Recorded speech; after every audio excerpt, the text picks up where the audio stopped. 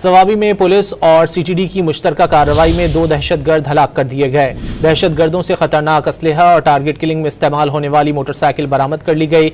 दहशतगर्दों ने police party पर firing की। इस दौरान 2 खवारिज मौके से फरार हो गए। दोनों दहशतगर्द टीटीपी सैयद अकबर ग्रुप से ताल्लुक रखते थे।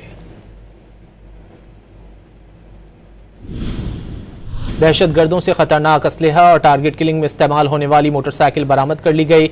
दहशतगर्दों ने पुलिस पार्टी पर फायरिंग की। इस दौरान 2 खवारिज मौके से फरार हो गए। दोनों दहशतगर्द टीटीपी सैयद अकबर ग्रुप से ताल्लुक रखते थे।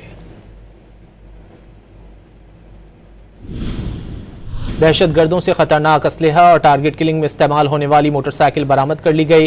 दहशतगर्दों ने पुलिस पार्टी पर फायरिंग की। इस दौरान 2 खवारिज मौके से फरार हो गए। दोनों दहशतगर्द टीटीपी सैयद अकबर ग्रुप से ताल्लुक रखते थे।